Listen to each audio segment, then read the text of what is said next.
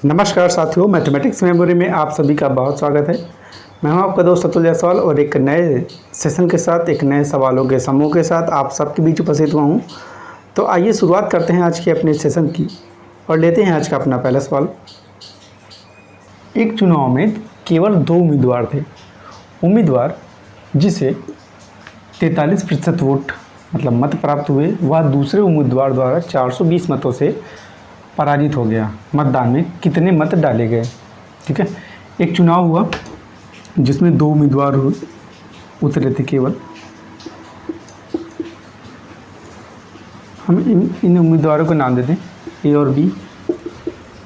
ठीक है, चुनाव हुआ तो चुनाव में या किसी भी चुनाव में हम कह सकते हैं कि वोटिंग जो होती है कुल 100% अपने आप में होती है। ठीक है, 100% वोटिंग में जो ए भाई साहब हैं उन्होंने 43% मत प्राप्त किए। ठीक है, और हमसे क्वेश्चन में कहा जा रहा है कि 43% मत प्राप्त किए तो दूसरे उम्मीदवार को कितने प्राप्त होंगे? तो हम कह सकते हैं कि 100 - 43 हो जाएगा 57%। ठीक है, तो हम कह सकते हैं कि जो बी उम्मीदवार है उसको 57% वोट मिले। आगे बढ़ें इससे पहले हम यहाँ पे देखें कि ए को प्राप्त हुए 43% वोट और बी को प्राप्त हुए 57% वोट, है ना। वोट प्रतिशत ए का कम है, मतलब ये उम्मीदवार पराजित हुआ माना जाएगा और ये विजित या जीता हुआ। ठीक है ना। आगे हमसे कह रहा है कि दूसरे उम्मीदवार द्वारा 420 मतों से पराजित हो गया, मतलब बी ने ए को 420 मतों से पराजित कर दिया। तो अभी हम केवल वोट परसेंटेज की बात करें तो 57 और 43 का हम अंतर लेंगे तो हो जाएगा 4 और 1, 14% वोटों से बी ने ए को पराजित किया है और इसी 14% की वैल्यू हमें 420 के रूप में दी जा रही है। ठीक है ना, तो हम कह सकते हैं 14% बराबर 420।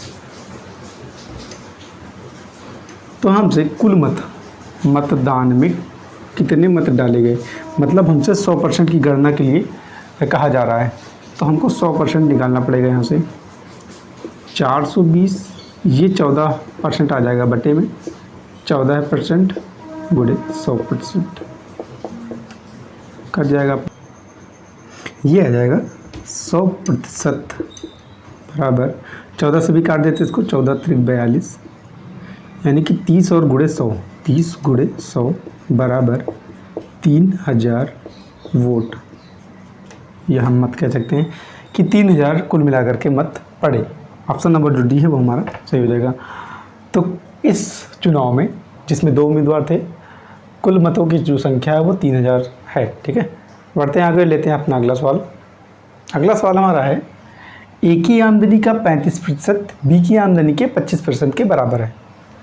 तो दोनों की आमदनियों का जो अनुपात है वो हमसे पूछा जा रहा है। ठीक है, हम सवाल को जिस तरह से वो कह रहा है उसे जो का त्यों लिख देते हैं। ए की आमदनी का 35%, ए की आमदनी यानी कि आय का 35% बराबर बी की आय का 25%। ठीक है, ये बराबर है। अब ए की आय का 35%, अगर हम इसको ए ही मान लें, ए की आय मतलब ए मान लें, अगर कब का मतलब गुणा 35% बटे 100, प्रतिशत हटाएंगे तो हर में 100 आ जाएगा। बी की आय का 25% यानी बी मल्टीप्लाइड बाई 25/100। ठीक है, इतना आया। 100 से हम सिंपली 100 को काट सकते हैं, 5 से काट सकते हैं, 5 × 5 = 25, 5 × 7 = 35, यानी हम a बटे b बराबर 5/7 की लिख सकते हैं।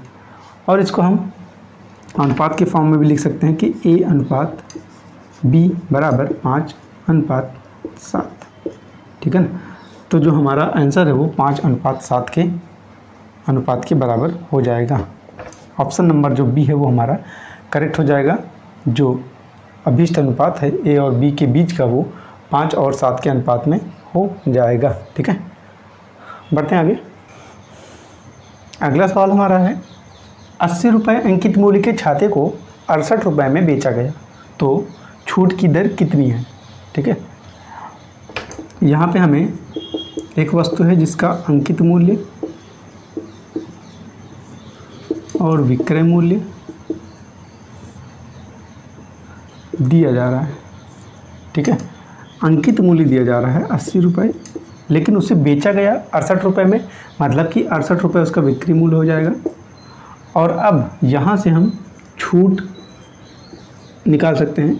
80 में से 68 को अगर हम घटाएं तो ये हो जाएगा 80 माइनस 68 बराबर 2 1 12, यानी कि 12 रुपये छूट के रूप में हमें उस वस्तु को बेचने से छूट दी गई। 12 रुपये की छूट के साथ उस वस्तु को बेची गई, लेकिन हमसे छूट की दर पूछा जा रहा है। ठीक है ना, मतलब छूट जो प्राप्त हुई वो कितने प्रतिशत की प्राप्त हुई।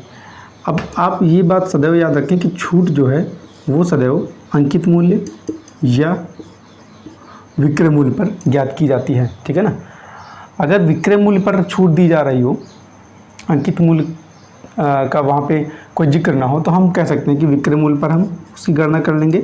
लेकिन अंकित मूल्य देने पर, चूँकि छूट भी अंकित मूल्य पर ही दी जाती है, इसलिए उसकी गणना हम अंकित मूल्य के रूप में ही करेंगे। मतलब उसका जो बेस होगा छूट की प्रतिशतता निकालते समय वो अंकित मूल्य होगा। छूट बटे अंकित मूल्य गुणे 100, मतलब 12 बटे अंकित मूल्य 80 गुणे 100। 0 से 0 काटते हैं, 4 से काटते हैं, 4 दूनी 8, 4 3 12, और 2 से काटते हैं 10 को, 2 पंचे 10, यानी कि 3 और 5 का मल्टीप्लाई करें तो 15। तो 15% की जो छूट है वो हमें मिली है इस वस्तु को बेचने में। ठीक है, उस वस्तु को बेचने में 15% छूट की बात की जा रही है। ठीक है, ऑप्शन नंबर जो ए है वो करेक्ट हो जाएगा। ठीक है, आगे बढ़ते हैं और लेते हैं अपना अगला सवाल। अगला सवाल हमारा है, इस समय अशोक की आयु तथा प्रदीप की आयु का अनुपात 4:3 है। 6 वर्ष बाद अशोक की आयु 26 वर्ष हो जाएगी। इस समय प्रदीप की आयु कितनी है। ठीक है ना, दो व्यक्ति हैं, अशोक और प्रदीप। ठीक है, ऐसे सवालों में आप एक बात का विशेष ध्यान रखें कि जिस क्रम में व्यक्ति के नाम दिए गए हों उसी क्रम में उसको रखें। जैसे अशोक यहाँ पे पहले दिया गया है और प्रदीप उसके बाद दिया गया है। ठीक है ना, ऐसे ही 2 या 3 या 4 व्यक्ति हो सकते हैं, तो जिस क्रम में दिया गया हो उसी क्रम में आप उसको रखें, इसलिए ताकि आगे जो शर्तें हैं वो उसी क्रम में आप उनको पुट कर सकें। तो अशोक और प्रदीप का अनुपात दे रखा है, आयु का अनुपात ये है 4:3। ठीक है, इसको हम पूर्ण आयु के रूप में लिखें तो 4x वर्ष और 3x वर्ष, ये वर्तमान आयु हो गई दोनों की। ठीक है भाई, आगे क्या कर रहा है, 6 वर्ष बाद अशोक की आयु 26 वर्ष हो जाएगी। अशोक जी हैं, हाँ, इनकी आयु 6 वर्ष बाद दी जा रही है, वो है 26 वर्ष। तो अगर हम इस 26 वर्ष की तुलना अशोक के इस बीजी व्यंजक से करना चाहें तो नहीं कर सकते, क्योंकि ये वर्तमान आयु है। अगर हमको इसकी तुलना इससे करनी है तो हमें इसमें 6 ऐड करना पड़ेगा। मतलब अगर ये 6 वर्ष बाद की उम्र दी जा रही है 26 वर्ष, तो हमको इस अशोक की वर्तमान उम्र में 4x में 6 वर्ष ऐड करना पड़ेगा। तो हम अगर 6 वर्ष बाद की आयु की बात करें तो इसमें हम 6 जोड़ेंगे, मतलब 4x + 6। अब हम 4x + 6 और 26 वर्ष को आपस में बराबर कर सकते हैं। ठीक है, तो हम कह सकते हैं कि 4x + 6 बराबर 26 वर्ष। अब इतना तो हुआ, आगे इस समय प्रदीप की आयु कितनी है। अब इस समय कह रहा है, मतलब वर्तमान की बात की जा रही है हमसे कि प्रदीप की आयु, वर्तमान के संदर्भ में जो प्रदीप की आयु है वो 3x वर्ष है। अब इस 3x की गणना हमको करनी है, मतलब अगर हम x की वैल्यू पता कर लें तो हम 3x की वैल्यू पता कर सकते हैं। मतलब प्रदीप की जो वर्तमान आयु है, या हम कहें कि इस समय की जो आयु है उसकी गणना हम कर सकते हैं। ठीक है ना, तो यहाँ से इस समीकरण से हम x की वैल्यू प्राप्त कर सकते हैं। ये हो जाएगा 4x बराबर 26 - 6, x बराबर 20/4, 4 से काटते हैं, 4 पंचे 20, 5, यानी जो x की वैल्यू आई वो 5 है। तो इस x की वैल्यू हम 3x में रखेंगे, तो ये हो जाएगा 3 × 5 बराबर 15 वर्ष, और यही प्रदीप की वर्तमान आयु हो जाएगी।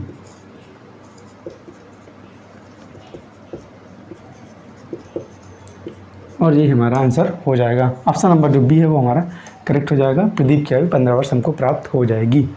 ठीक है, रखते हैं आज यहीं तक, मिलते हैं अगले सेशन के साथ। तब तक के लिए नमस्कार। आप सभी का बहुत बहुत धन्यवाद।